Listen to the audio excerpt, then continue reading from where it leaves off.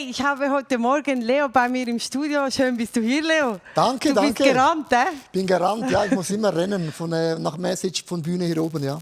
Was für eine Leistung, echt. War ein echt ein emotionaler Morgen. Jetzt erzähl mal, Leo, du sagst ja immer, komm an den Tisch, sei an dem Tisch. Jetzt, was bedeutet das für dich konkret?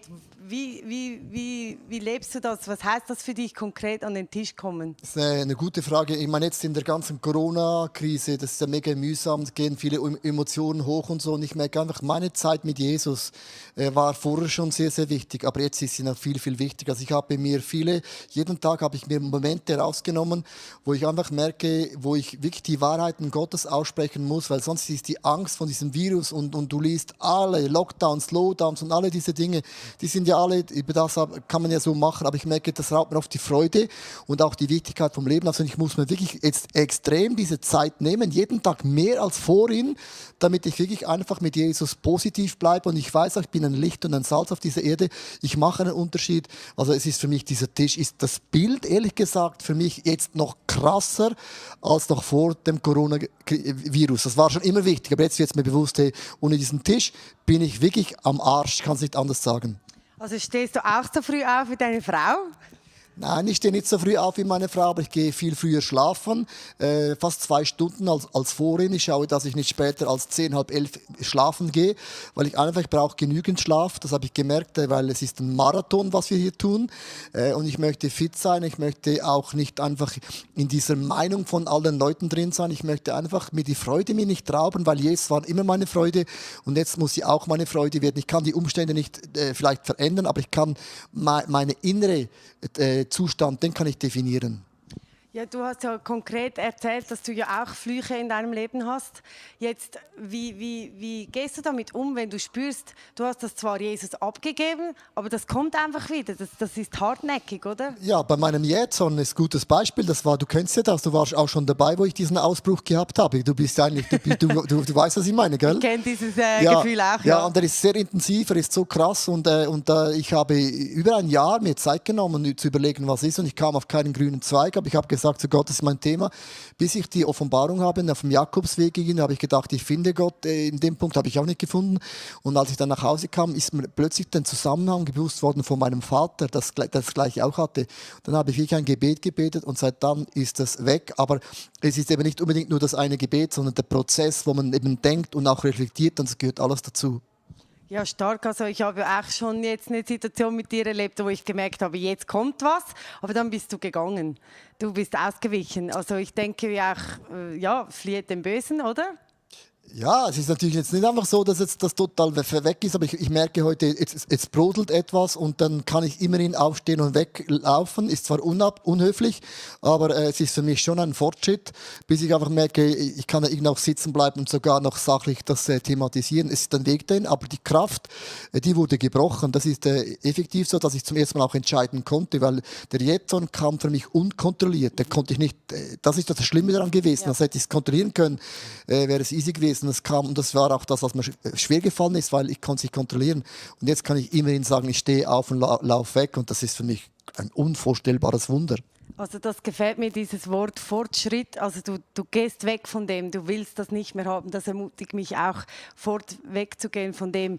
Jetzt hatten wir auch Leute, die haben gefragt, ja, kann es sein, dass Gott auch verflucht? Dass Gott einem einen Fluch ins Leben legt?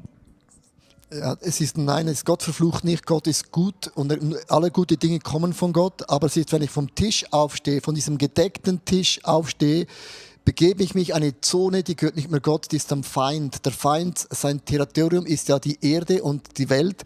Also ich gehe in sein Gebiet hinein und also das ist eigentlich, ich habe mich entschieden und ich habe das ausgewählt. Wenn ich am Tisch bleibe, hat das keinen Einfluss und es ist nicht, dass Gott mich verflucht, sondern ich habe einfach das Territorium gewechselt und das ist das Challenge. Aber es gibt ja auch Flüche, wie wir gehört haben, so Generationenflüche. Also du hast gesagt, es soll keine Landebahn sein. Da bin ich ja gar keine Landebahn, da will ich ja gar nicht. Aber es kommt einfach in mein Leben. Ich habe da gar nichts dafür. Was mache ich da? Ja, das ist genau der Punkt. Das heißt, der Fluch geht in das 3., 4. Generation. Man überträgt das. Das ist wirklich so. Aber der Segen von Gott geht in das 1000. Generation. Das heißt, wenn mir das Dinge bewusst werden in meinem Leben, das ist die Kraft vom Heiligen Geist, er offenbart Dinge, dann gehe ich mit dem zum Kreuz und ich löse mich von dem. Und ich bin jetzt schon mit Gott schon lange unterwegs. Am Anfang waren es mehr Themen, die man bewusst geworden ist. Und ich merke, ich habe jetzt auch wieder so ein Thema, wo ich die letzten paar Wochen darüber nachgedacht habe, wo zum Beispiel ich kann sehr gut jammern. Und ich habe gemerkt, im Jammern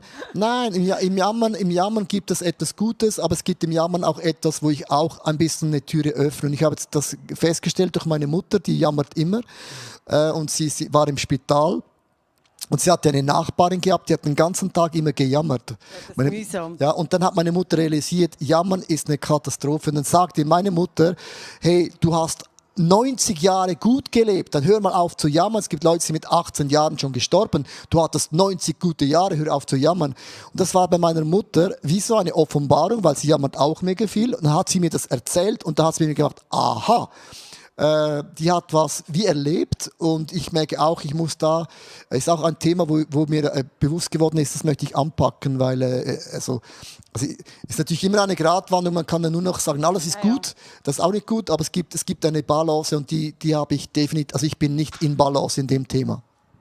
Leo, was mich mega begeistert, du bist einfach dran in deinem Leben, du kennst das immer wieder durch und du bist wirklich, man merkt es auch heute Morgen, du bist wirklich auf dem Vorderfuß und willst frei werden von Dingen, die dich hindern, ein gutes Leben mit Jesus zu leben. Jetzt könntest du doch für uns hier online doch noch beten, dass wir das auch hinkriegen, dass wir weggehen können von diesen Dingen, die wir nicht mehr wollen.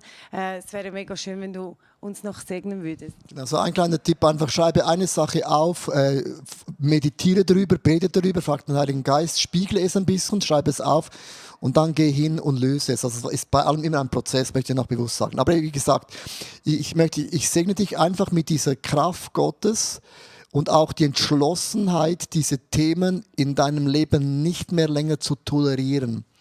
Und du kannst in deinem Leben sagen, ich bin nicht Pünktchen, Pünktchen. Dann kannst du dein Thema reintun. Du bist nicht ein Alkoholiker.